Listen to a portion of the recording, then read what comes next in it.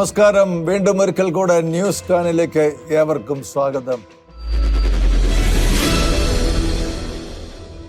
ആരാന്റെ തോളിലിരുന്ന് ആവേശത്തോടെ അതിതീവ്രമായ മതഭീകരത വിളിച്ചു പറയുന്ന ഒരു കൊച്ചു ബാലന്റെ കൊലവിളിയാണ് കഴിഞ്ഞ ആഴ്ച കേരളക്കരയാകെ പ്രകമ്പനം കൊണ്ടത്. സോഷ്യൽ മീഡിയയിൽ തരംഗമായി മാറുകയും പിന്നീട് വാർത്താ ചാനലുകൾ ഏറ്റെടുക്കുകയും ചെയ്ത ആ വീഡിയോയിലെ ക്രൈസ്തവ ഹൈന്ദവ വംശഹത്യ മുദ്രാവാക്യങ്ങൾ വീണ്ടും ഇവിടെ ഞങ്ങൾ പ്രക്ഷേപണം ചെയ്യുന്നില്ല. കാരണം ഇത്രയും നിന്ദ്യവും നീചവും ഭീകരത സൃഷ്ടിക്കുന്നതുമായ വാക്കുകൾ സമീപകാലത്തൊന്നും കേരളം കേട്ടിട്ടില്ല. കേരളത്തിന് അത് തികച്ചും അപമാനകരവുമാണ്.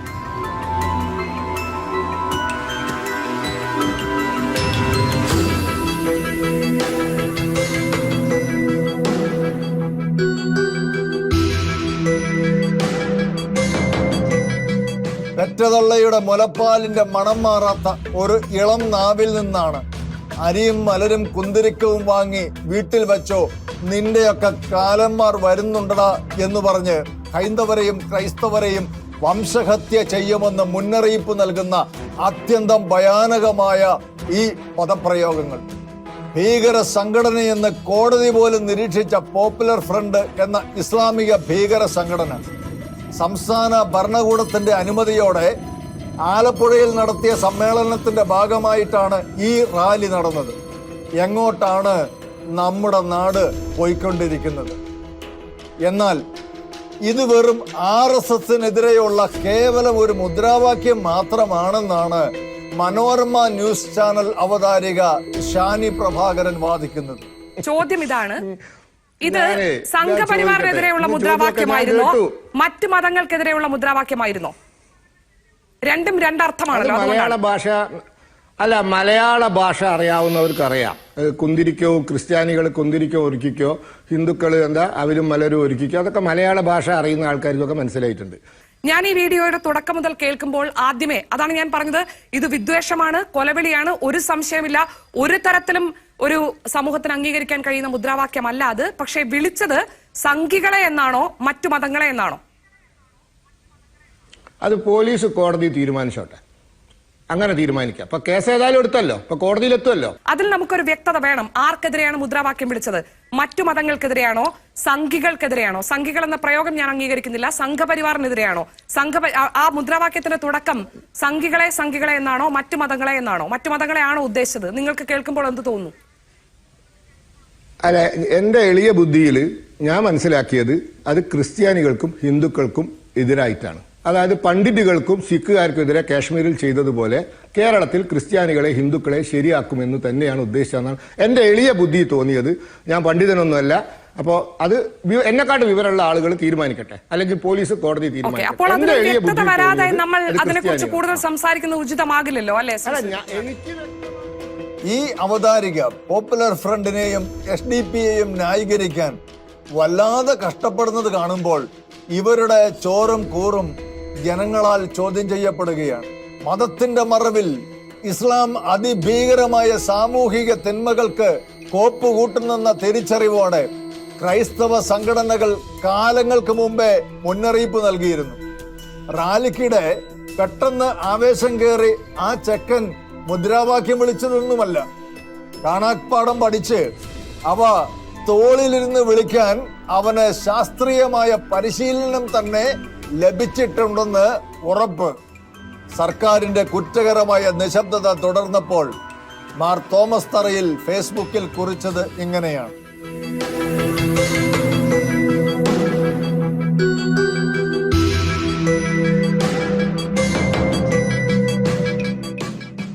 തീവ്രവാദ പ്രവർത്തനങ്ങൾ നടത്തിയാൽ ഞങ്ങൾക്ക് കുഴപ്പമില്ല. അങ്ങനെ നടക്കുന്നുണ്ടെന്ന് പൊതുവേദിയിൽ ആരെങ്കിലും പറഞ്ഞാൽ ഞങ്ങൾ പെട്ടെന്ന് തന്നെ നടപടിയെടുക്കും എന്ന നിലപാടിന്റെ പൊള്ളത്തരം പൊതുസമൂഹം തിരിച്ചറിഞ്ഞുകൊണ്ടിരിക്കുകയാണ്. യഥാർത്ഥ ഇരകളെ കണ്ടില്ലെന്ന് നടിച്ച് വേട്ടക്കാരെ മഹത്വവൽക്കരിക്കുന്ന നിലപാട് തീവ്രവാദത്തെ വളർത്താൻ മാത്രമേ ഉപകരിക്കൂ. കേരളമാകെ പ്രതിഷേധം കത്തിപ്പടർന്നപ്പോൾ ഗത്യന്തരമില്ലാതെ അന്വേഷണം നടത്തുകയും പേരിന് ചില നടപടികൾ എടുക്കുകയും ചെയ്ത് സർക്കാർ മുഖം രക്ഷിക്കാൻ ശ്രമിക്കുകയാണ്. തൃക്കാക്കര തെരഞ്ഞെടുപ്പിന്റെ വെളിച്ചത്തിൽ എപ്പോഴും ക്രൈസ്തവ സഭയെ തള്ളിപ്പറയുന്ന പ്രതിപക്ഷ നേതാവ് വി ഡി സതീശനും ക്രൈസ്തവ വോട്ടുകൾ നഷ്ടപ്പെടുമോ എന്ന ഭയത്തിൽ ചെറുതായിട്ടൊന്ന് പ്രതികരിച്ചതായി വരുത്തി. കോർപ്പറേറ്റുകളുടെ പണം പറ്റി മാധ്യമ പ്രവർത്തനം നടത്തുന്ന ഇവിടുത്തെ മാധ്യമങ്ങൾ കുട്ടിക്കളിയാക്കി തള്ളിവിടാൻ തുനിഞ്ഞ ഈ തിന്മ നിവൃത്തിയില്ലാതെ വാർത്തയാക്കിയതോടെ സർക്കാർ പ്രതിരോധത്തിലായി. വിഷയത്തിൽ ബാലാവകാശ കമ്മീഷൻ ഇടപെട്ടു. അതോടെ കേസെടുത്തേ മതിയാകൂ എന്ന അവസ്ഥയിലേക്ക് പോലീസ് എത്തി.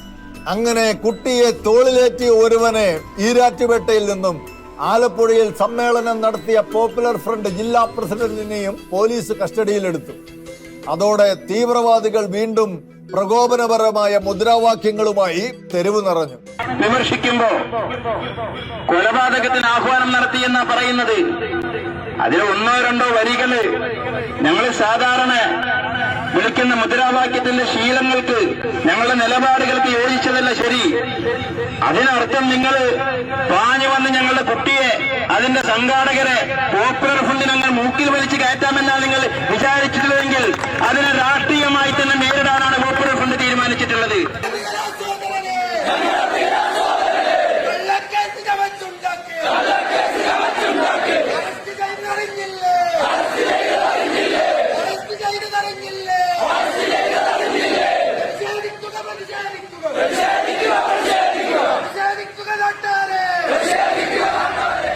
കണ്ടില്ലേ, തിന്മയെ തിന്മ കൊണ്ട് മൂടിപ്പിടിക്കുന്ന കലികാല മത രാഷ്ട്രീയ ഭീകരത. കസ്റ്റഡിയിലെടുത്തവരെ ചോദ്യം ചെയ്തപ്പോൾ അവരൊരു കാര്യം ആവർത്തിച്ചു: ആരുടെ കുട്ടിയാണെന്ന് പോലും ഞങ്ങൾക്ക് അറിയില്ലത്രേ. റാലിക്കിടയിൽ ഒരു കുട്ടി ആവേശത്തോടെ മുദ്രാവാക്യം വിളിക്കുന്നത് കണ്ടപ്പോൾ അവനെ എടുത്ത് തോളിൽ വെച്ചു എന്നേ ഉള്ളൂ. അതോടെ ആ കുട്ടി ചരിത്രത്തിൽ നിന്ന് അപ്രത്യക്ഷമായി പോയ സ്ഥിതി വന്നു. അങ്ങനെ ഒരു കുട്ടിയെ ആർക്കും അറിയില്ലത്രേ. പക്ഷേ സോഷ്യൽ മീഡിയ ഇത്ര ശക്തമായി നിലനിൽക്കുന്ന ഈ കാലത്ത് പോലീസിന്റെ തരികിടകളൊന്നും ഇവിടെ വിലപ്പോകില്ല എന്ന് അവർ ഓർത്തില്ല. പൗരത്വ ഭേദഗതി ബില്ലിനെതിരെ സമരം നടക്കുമ്പോൾ ഇതേ കുട്ടി തന്നെ മറ്റൊരാളുടെ തോളിലിരുന്നു കൊണ്ട് ആസാദി ആസാദി എന്ന് അലറി വിളിക്കുന്ന വീഡിയോ സോഷ്യൽ മീഡിയയിൽ ആരോ കുത്തിപ്പൊക്കി, അതും വൈറലായി.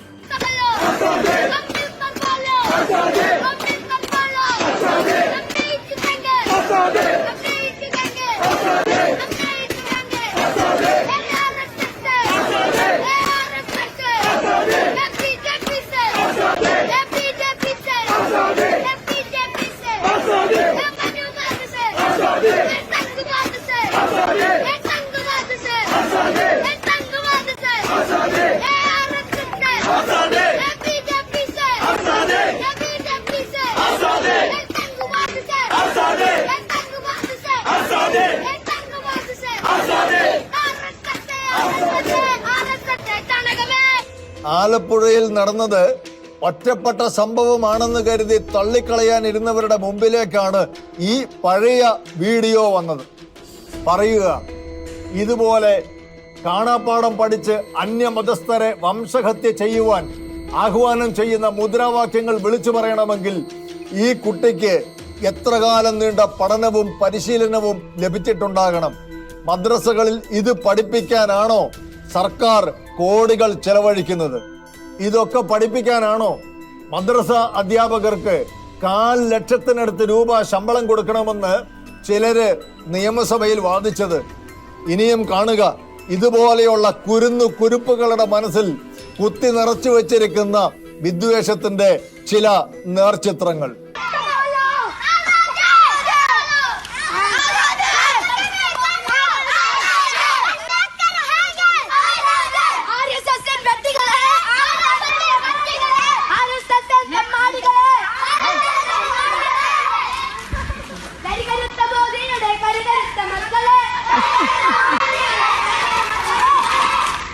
മദ്രസ പഠനം കഴിഞ്ഞു വരുന്ന കൊച്ചുകുട്ടികൾ ഇങ്ങനെയൊക്കെ വിളിച്ചു പറയണമെങ്കിൽ അവിടെ പഠിപ്പിക്കുന്നത് എന്താണെന്ന് അന്വേഷിക്കാൻ ഗവൺമെന്റ് തയ്യാറാകണം.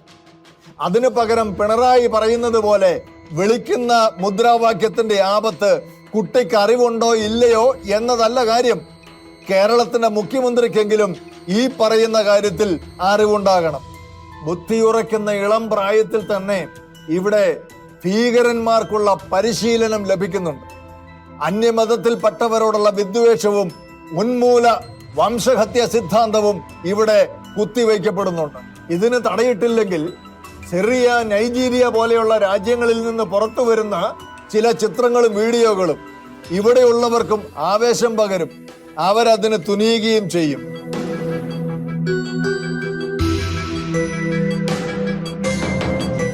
ഈ കുട്ടി ഭീകരന്മാർ തോക്കും വാളുമായി കാഫറുകൾ എന്ന് പറഞ്ഞ് ക്രൈസ്തവരടക്കമുള്ള മറ്റ് മതസ്ഥരെ കൊന്നൊടുക്കുന്നത് പുണ്യമായി കരുതുകയും ലോകത്തെ പച്ച പുതപ്പിക്കാൻ ശ്രമിക്കുകയുമാണ് ചെയ്യുന്നത്. ആലപ്പുഴ സംഭവത്തിന്റെ പ്രായോജകരായ പോപ്പുലർ ഫ്രണ്ടിന്റെ മുദ്രാവാക്യങ്ങൾ ലക്ഷ്യം വയ്ക്കുന്നത് എന്താണെന്ന് സാമൂഹ്യ നിരീക്ഷകനായ അഡ്വക്കേറ്റ് ജയശങ്കർ ഷെക്കൈന ബിഗ് ഡിബേറ്റിൽ പറഞ്ഞ കാര്യങ്ങൾ ശ്രദ്ധിക്കേണ്ടത് തന്നെയാണ്. ഈ പോപ്പുലർ ഫ്രണ്ടിന്റെ ചെറിയ വീഡിയോകൾ നിങ്ങൾ കണ്ടെത്തും. സ്ഥലത്തെ പോലീസ് സ്റ്റേഷന്റെ മുമ്പിൽ ചെന്ന് നിന്ന് പോലീസുകാരെ വെല്ലുവിളിച്ചുകൊണ്ട് പ്രസംഗിക്കും. സബ് ഇൻസ്പെക്ടറുടെ പേരെടുത്ത് പറയും. ഈ സബ് ഇൻസ്പെക്ടറെ ഞങ്ങൾക്കറിയാം, അയാളുടെ ഭാര്യ വീട് ഞങ്ങൾക്കറിയാം, അയാളുടെ ഭാര്യയും കുട്ടികളെ ഞങ്ങൾക്കറിയാം, ഏത് സ്കൂളിലാണ് പഠിക്കുന്നത് ഞങ്ങൾക്കറിയാം എന്ന് പറയുമ്പോൾ ഇത് കേൾക്കുന്നവരായിരിക്കും ഇവർക്ക് നല്ല ജനറൽ നോളജ് ഉണ്ടെന്ന്. അങ്ങനെ വെറും ജനറൽ നോളജിന്റെ വിഷയമല്ല. ആ പോലീസ് ഇൻസ്പെക്ടറെ ഭയപ്പെടുത്തുകയാണ്, അദ്ദേഹത്തിന്റെ ഭാര്യ വീട്ടുകാരെ, അദ്ദേഹത്തിന്റെ കുട്ടികളെ ഭയപ്പെടുത്തുകയാണ്. കുട്ടികൾ സ്കൂളിൽ പോയാൽ തിരിച്ച് സുരക്ഷിതരായി തിരിച്ചു വരില്ലെന്നാണ് ഈ പറഞ്ഞതിന്റെ അർത്ഥം. ഇവിടുത്തെ RSSന്റെ സംഘചാലകാരാണ് നിങ്ങൾക്കറിയാമോ? പ്രാന്ത ചാലകാരാണ് നിങ്ങൾക്കറിയാമോ? അയാളുടെ ഭാര്യ വീട് എവിടെ നിങ്ങൾക്കറിയാമോ? നിങ്ങൾക്കറിയാൻ പാടില്ല, ഞങ്ങൾക്കറിയാം എന്നവർ പ്രസംഗിക്കുന്നത്. ഞാൻ CPM-നെ കുറിച്ചും ലീഗിനെ കുറിച്ചും ഒക്കെ സംസാരിച്ചിട്ടുണ്ട്. ഇവർക്ക് എല്ലാവരും ശത്രുക്കളാണ്. ആരോടും അവർക്ക് പ്രത്യേകിച്ച് സ്നേഹമൊന്നുമില്ല. ഇത് വലിയ തോതിൽ വിദേശത്ത് നിന്ന് ഫണ്ട് കിട്ടുന്ന ഒരു സംഘടനയാണ്. ആ ഫണ്ട് ഉപയോഗിച്ച് ഇന്ത്യ രാജ്യത്ത് അശാന്തിയും അസമാധാനവും പരത്തുക, അങ്ങനെ രാജ്യ പുരോഗതിയെ തടസ്സപ്പെടുത്തുക, ഇന്ത്യയുടെ സർവനാശം ഉറപ്പുവരുത്തുക, അതിനുവേണ്ടി ഉണ്ടാക്കിയ സംഘടനയാണ്. രണ്ടുപേരും രാഷ്ട്രീയാധികാരത്തിന് വേണ്ടിയൊന്നും അല്ല ഇത് ചെയ്യുന്നത്. അവർക്കറിയാം ഇതിന്റെ മൂല കാരണം എന്ന് പറയുന്നത് ഈ നേരത്തെ പറഞ്ഞ കാര്യമാണ്. അവർ മത പ്രചരണം പോലും അല്ല. മതം പ്രചരിപ്പിക്കാൻ എത്രയോ നല്ല മാർഗമുണ്ട്. അവർക്ക് എന്താ ഇങ്ങനെയുള്ള മുദ്രാവാക്യങ്ങൾ ഒരിക്കലും ഇവർ ഒറ്റപ്പെട്ടു പോകുള്ളൂ എന്ന് ആലോചിച്ചു പോകും. ഇല്ലേ, ഒരു ബഹുസ്വര സമൂഹത്തിൽ ക്രിസ്ത്യാനികൾക്ക് കുന്തിരിക്കവും ഹിന്ദുക്കൾക്ക് നെല്ലും മലരും സൂക്ഷിച്ചു വെക്കാൻ പറഞ്ഞ മുദ്രാവാക്യം വിളിച്ചാൽ ആ പാർട്ടിയുടെ സ്ഥിതി എന്തായിരിക്കും? ഇപ്പൊ ഈ ചർച്ച അതുകൊണ്ടുണ്ടായതല്ലേ. അവർക്കറിയാൻ പാടില്ല, ഇത് അറിയാത്ത ആളുകളൊന്നുമല്ല. അവരെ സംബന്ധിച്ചിടത്തോളം ഇങ്ങനെ ഒരു മുദ്രാവാക്യം വിളിക്കാൻ ഞങ്ങൾക്ക് കഴിയും, ഞങ്ങൾ വലിയ വീരന്മാരാണ് എന്ന് മുസ്ലിം സമുദായത്തിലെ ബാക്കി സാധുക്കളെ തെറ്റിദ്ധരിപ്പിക്കാൻ മുസ്ലിം ലീഗ് പോലുള്ള മിതവാദ സമീപനം കൊടുക്കുന്ന ഭരണഘടനയോട് കൂറ് പുലർത്തുന്ന സംഘടനകൾക്ക് ഇവിടെ യാതൊരു പ്രസക്തിയുമില്ല. ഇവിടെ ആയുധമെടുത്തുള്ള ജിഹാദ് കൊണ്ട് ഞങ്ങൾ ഇന്ത്യയെ മോചിപ്പിക്കും എന്ന ഒരു വ്യാമോഹം, അതിനപ്പുറത്തൊന്നും ഇവർക്ക് ചെയ്യാൻ പറ്റില്ല. വെറും വ്യാമോഹം ഉണ്ടാക്കാൻ മറ്റ് സഹോദര സമുദായങ്ങൾക്കിടയിൽ ഭീതി, ആ ഭയാശങ്കകൾ വളർത്താനും മാത്രമേ ഇവർക്ക് സാധിക്കുള്ളൂ. ഈ തീവ്രവാദ സംഘടനകളെ നിരോധിച്ച് സമൂഹത്തിൽ ഒറ്റപ്പെടുത്തുന്നതിന് പകരം അവർക്ക് പാലൂട്ടുന്നത് ആര്? ഊരിപ്പിടിച്ച വാളിന്റെയും കത്തികളുടെയും ഇടയിൽ കൂടി ചങ്കൂറ്റത്തോടെ നടന്നു നീങ്ങുന്ന ഒരു മുഖ്യമന്ത്രി ഭരിക്കുന്ന ഈ നാട്ടിൽ ഇത്തരം കുട്ടി ഭീകരന്മാർ അഴിഞ്ഞാടുന്നത് എങ്ങനെ? മുഖ്യമന്ത്രി ഇതൊന്നും കാണുന്നില്ലേ? എന്താ അങ്ങൊന്നും പ്രതികരിക്കാത്തത്? ജനസാമാന്യങ്ങൾ അടക്കം ചോദിച്ച ഈ ചോദ്യങ്ങൾക്കുള്ള ഉത്തരം ഏഷ്യാനെറ്റ് ചർച്ചയിൽ അവതാരകൻ ബിനു വ്യക്തമായി പറഞ്ഞു.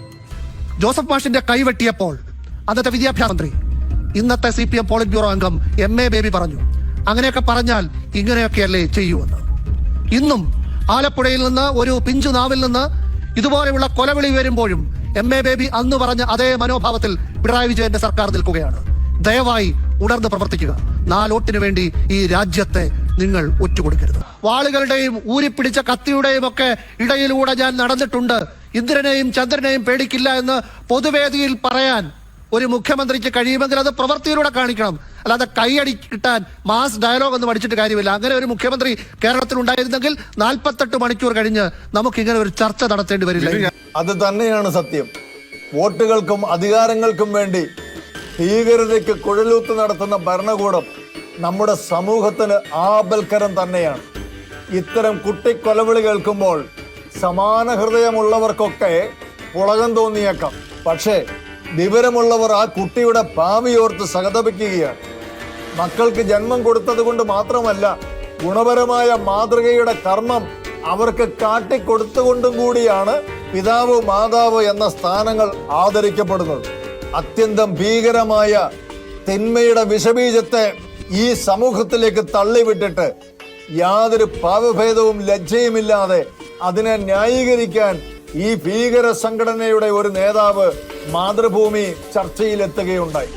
അവതാരകൻ അഭിലാഷ് അരി എത്രയെന്ന് ചോദിക്കുമ്പോൾ പയർ അഞ്ഞാഴി എന്ന് പറഞ്ഞുകൊണ്ട് ആ മാന്യദേഹം അഭിലാഷിന്റെ ചോദ്യങ്ങൾക്ക് മുമ്പിൽ അവിടെ പതറി വീണു.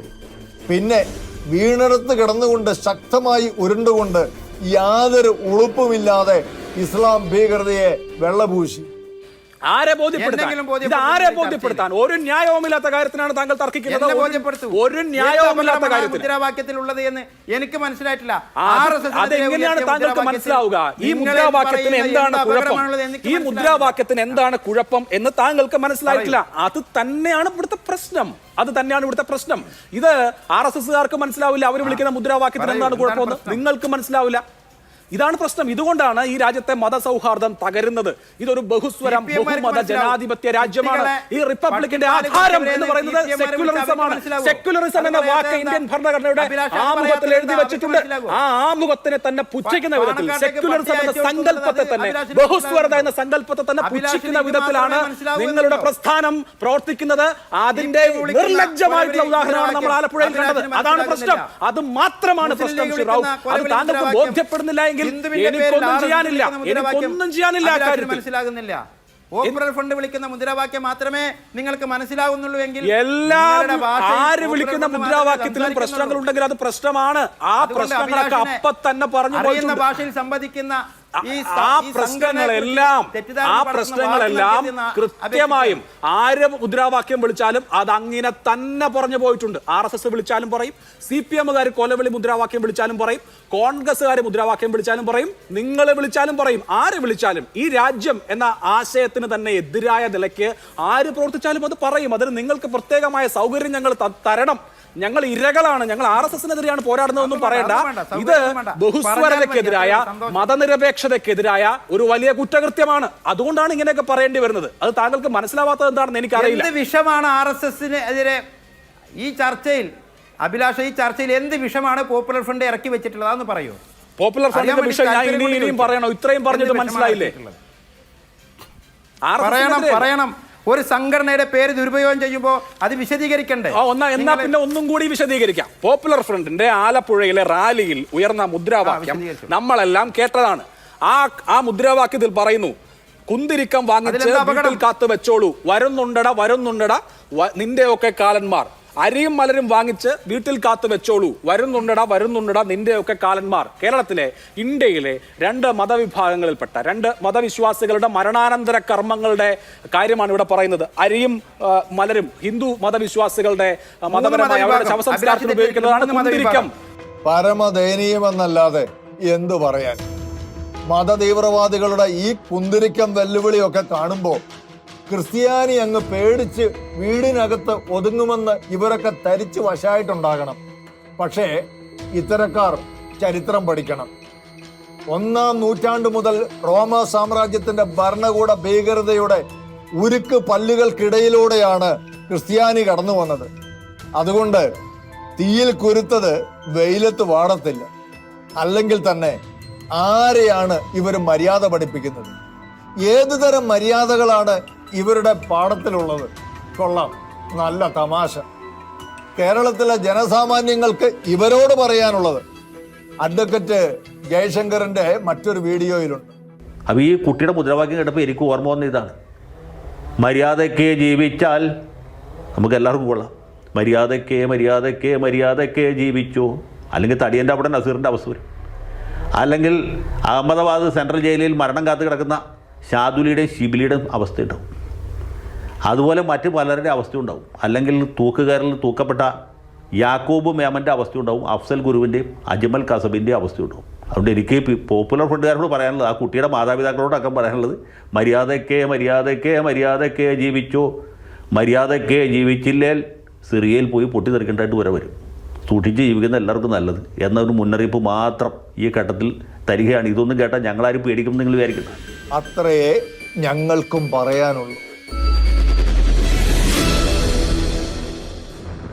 പാലാരിവട്ടം പോലീസ് സ്റ്റേഷനിലേക്ക് കഴിഞ്ഞ ബുധനാഴ്ച വൈകുന്നേരം വെണ്ണല പ്രസംഗക്കേസിൽ മൊഴി നൽകാനെത്തിയ PC ജോർജിനെ അനന്തപുരി പ്രസംഗക്കേസിൽ ജാമ്യം റദ്ദാക്കിയെന്ന് കാട്ടി പോലീസ് അറസ്റ്റ് ചെയ്ത് തിരുവനന്തപുരത്ത് എത്തിച്ചു. റിമാൻഡ് ചെയ്ത് ജയിലിലും അടച്ചു.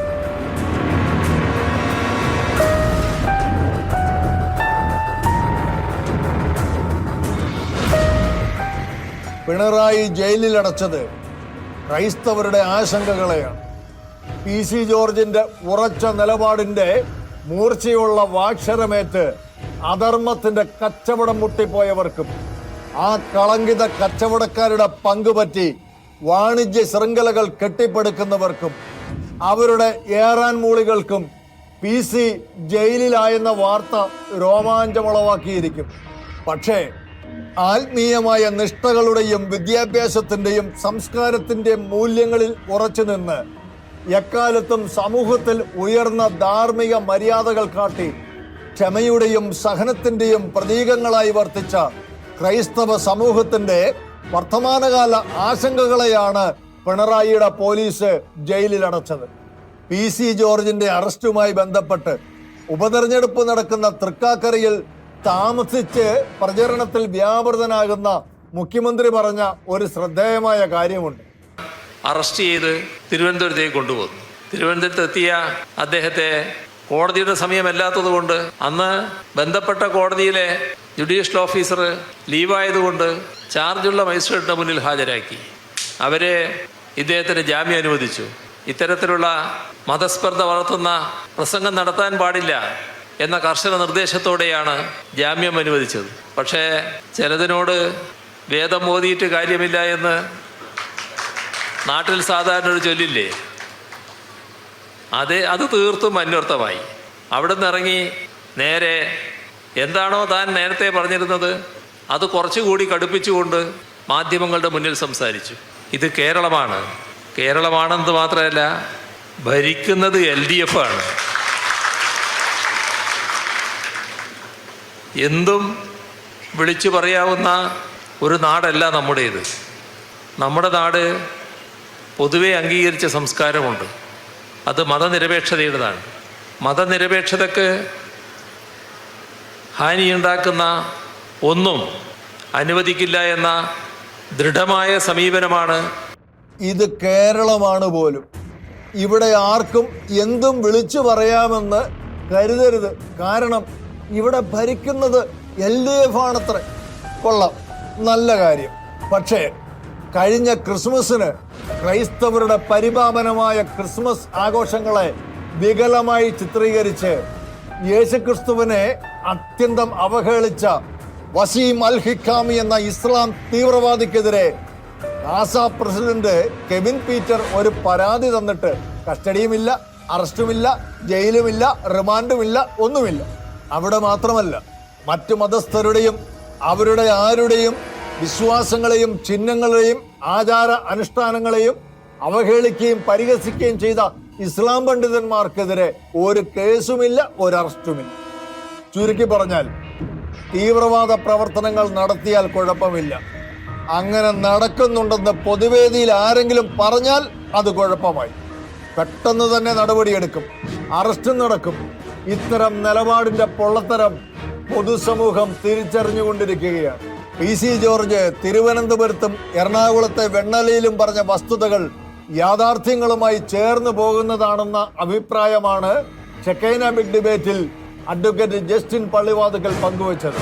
സ്വന്തം വീട്ടിലെ സ്വന്തം മക്കളെ കടിക്കാൻ വരുന്ന പാമ്പിനെയും അല്ലെങ്കിൽ അതിനെ മക്കളെ കടിച്ചു കയറാൻ വരുന്ന പേളകിയ നായ്ക്കളെയും ഒക്കെ നമ്മുടെ മാതാപിതാക്കന്മാര് വെച്ചു പുലർത്തുമോ അതോ നമ്മള് അവരെ മാറ്റി നിർത്തുമോ? നമ്മുടെ കുഞ്ഞുങ്ങളെ ഒന്നുമില്ലെങ്കിൽ നമ്മൾ ഒരു റൂമിനകത്ത് കയറ്റി അടയ്ക്കുമെങ്കിലും ചെയ്യും. എന്നിട്ട് അവരോട് പറയും ഇതാണ് അപകടമെന്ന്. ശ്രീ PC ജോർജ് സാറ് ഈ തിരുവനന്തപുരത്ത് നടത്തിയ പ്രസംഗവും വെണ്ണലയിൽ നടത്തിയ പ്രസംഗവും നമ്മൾ കൃത്യമായിട്ട് അത് വിശദമായിട്ട് ഒന്ന് കേട്ട് കഴിഞ്ഞാൽ നമുക്ക് മനസ്സിലാവും അതിനകത്ത് എന്ത് വർഗീയതയാണ് ഉള്ളത്. ഏത് മത മേലധ്യക്ഷനെയാണ് അല്ലെങ്കിൽ ഏത് മതത്തിന്റെ സ്ഥാപകനെയാണ് അല്ലെങ്കിൽ ഏത് ദൈവത്തെയാണ് അദ്ദേഹം അധിക്ഷേപിച്ചിരിക്കുന്നത്, അല്ലെങ്കിൽ എന്ത് കലാപത്തിന് ആഹ്വാനമാണ് അദ്ദേഹം നൽകിയിരിക്കുന്നത്. അദ്ദേഹം ചില വസ്തുതകൾ പറഞ്ഞു. ആ വസ്തുതകൾ ഒരു സൂചനകളാണ്. ഇദ്ദേഹം പറഞ്ഞ കൃത്യമായ കാര്യങ്ങൾ ആലപ്പുഴയിൽ സംഭവിച്ചില്ലേ?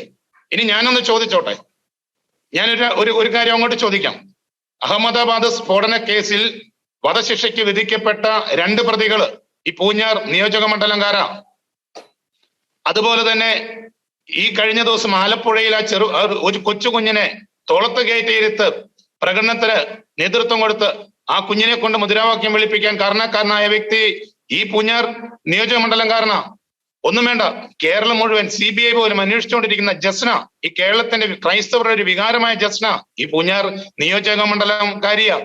ഇവരുടെയൊക്കെ കുടുംബങ്ങളിൽ ഈ ഇതൊന്നും കണ്ടില്ല എന്നാണോ അദ്ദേഹം നടിക്കുന്നത്? ഇതൊന്നും കണ്ടില്ല എന്ന് വെച്ചിട്ടാണോ നടിക്കുന്നത്? സബാസ് ഞാനൊന്ന് ചോദിച്ചോട്ടെ, ഈ മീനച്ചിൽ താലൂക്കിലെ, പ്രത്യേകിച്ച് മീനച്ചിൽ താലൂക്കിലെങ്കിലും കുടുംബങ്ങളിൽ നിന്ന് നഷ്ടപ്പെടുന്ന ലൗകികാത കേസുകളിൽ നഷ്ടപ്പെടുന്ന കുഞ്ഞുങ്ങളുടെ വേദന, മാതാപിതാക്കന്മാരുടെ എണ്ണമൊന്നും അങ്ങ് അറിയുന്നില്ലേ? അവിടെ നടക്കുന്ന കാര്യങ്ങൾ അങ്ങ് അറിയുന്നില്ലേ? ഇതൊന്നും കാണാതെയാണോ അങ്ങ് സംസാരിക്കുന്നത്? ഈ വസ്തുതകളെല്ലാം വെച്ചുകൊണ്ട് ഇത് അറിയാവുന്ന ഒരു വ്യക്തി ഒരു സൂചന നൽകി. ആ സൂചനയെ അതിനകത്ത് എന്താണ് ക്രൈം ഉള്ളത്?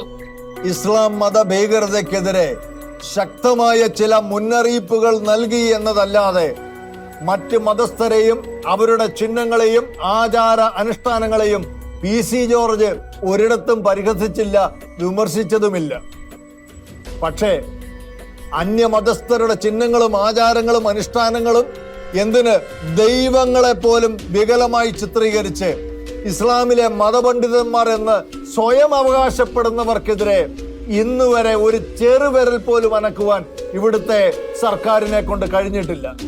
PC പറഞ്ഞ കാര്യങ്ങളോട് പരിപൂർണമായി യോജിക്കുന്നുവെന്ന് തന്റെ ഇടത്തോടെ പറയുവാൻ BJP നേതാവ് അഡ്വക്കേറ്റ് B ഗോപാലകൃഷ്ണനും തയ്യാറായി എന്നത് വളരെ ശ്രദ്ധേയമായ കാര്യമാണ്.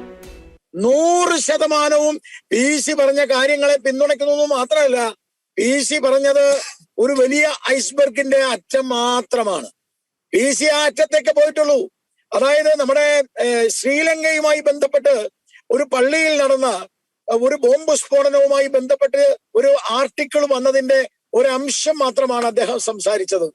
ലോകത്തെ ക്രൈസ്തവരെയും ലോകത്തെ മറ്റ് മതവിഭാഗങ്ങൾ, മുസ്ലിം മതവിഭാഗങ്ങൾ ഒഴിച്ചുള്ള മറ്റു മതവിഭാഗങ്ങളെ ഇല്ലാതാക്കുക എന്ന ഒരു കുടില തന്ത്രം ഒരു വിഭാഗം തീവ്രവാദികൾ, ഭീകരവാദികൾ ആഗോളതലത്തിൽ ഇന്ന് ചെയ്തുകൊണ്ടിരിക്കുകയാണ്.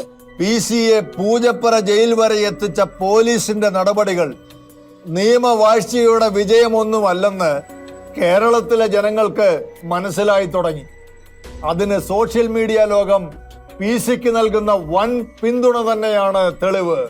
അറസ്റ്റ് ഉണ്ടാവുമെന്നറിഞ്ഞിട്ടും തൻ്റെ ഇടത്തോടെ പോലീസ് സ്റ്റേഷനിൽ കയറി ചെന്ന് അറസ്റ്റ് ഏറ്റുവാങ്ങി ജയിലിലേക്ക് പോയ പ്ലാത്തോട്ടത്തിൽ ചാക്കോ മകൻ ജോർജ് പൂഞ്ഞാറുകാരുടെ മാത്രമല്ല, നിഷ്പക്ഷരായ കേരളത്തിലെ സകല സാധാരണക്കാരുടെയും വികാരമായി മാറിയിരിക്കുകയാണ്.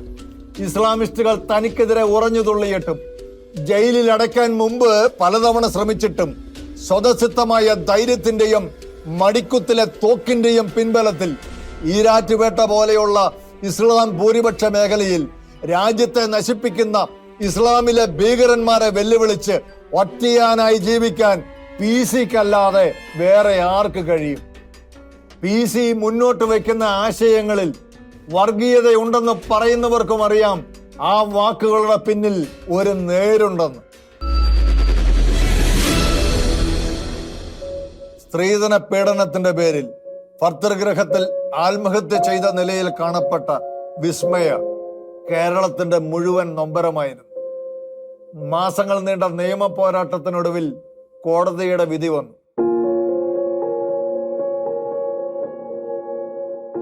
നിർത്തിയിട്ട് പോവാണെങ്കിൽ എന്നെ കാണത്തില്ല, നോക്കിക്കോ, ഞാനെന്തേലും ചെയ്യും, എന്നെ കൊണ്ട് പറ്റത്തില്ല, എനിക്കൊന്ന് വരണം. ഒരുപാട് പ്രതീക്ഷകളും സ്വപ്നങ്ങളുമായി കുടുംബജീവിതത്തിലേക്ക് കടന്നു വന്ന പാവം പെൺകുട്ടിയെ മരണത്തിലേക്ക് തള്ളിവിട്ട ക്രൂരനായ അവളുടെ ഭർത്താവ് കിരൺകുമാറിനെ 10 വർഷം നീണ്ട തടവ് ശിക്ഷയ്ക്ക് വിധിച്ചുകൊണ്ടുള്ള വിധി നല്ലതായിട്ട് കേട്ടു. അത് ആ വിധിയിൽ ഞാൻ സന്തോഷവാനാണ്. എനിക്ക് നീതി കിട്ടി, എൻ്റെ മോൾക്ക് നീതി കിട്ടി. ഇതൊരു സമൂഹത്തിനൊരു മെസ്സേജും കൂടിയാണ്. പിന്നെ മുകളിലോട്ടുള്ള പരിപാടി ഏതായിരുന്നാലും ഞാൻ ഇന്ന് രാവിലെ പറഞ്ഞതുപോലെ ഇത് കിരണിന് മാത്രം ഒതുങ്ങുന്ന ഒരു കേസല്ല. വേറെയൊക്കെ പ്രതികൾ ഇതിനകത്തുണ്ട്. അവരെയും ഈ നിയമത്തിന് മുമ്പിൽ കൊണ്ടുവരാൻ ശ്രമിക്കും. പ്രതീക്ഷിച്ചത് ജീവപര്യന്തമാണ്.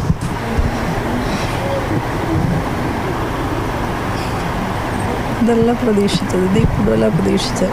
സാധാരണ ഗാർഹിക പീഡന മരണങ്ങളിൽ സംഭവിക്കുന്നത് പോലെ തെളിവില്ലാതെ തേഞ്ഞുമാഞ്ഞു പോകുമായിരുന്ന ഈ കേസ് കൃത്യമായ ഇടപെടലുകൾ നടത്തി അർഹതപ്പെട്ട ശിക്ഷ വാങ്ങിച്ചു കൊടുത്തത് രാജ്കുമാർ എന്ന പോലീസ് ഉദ്യോഗസ്ഥന്റെ ഉത്തരവാദിത്തപൂർണമായ ഇടപെടലായിരുന്നു.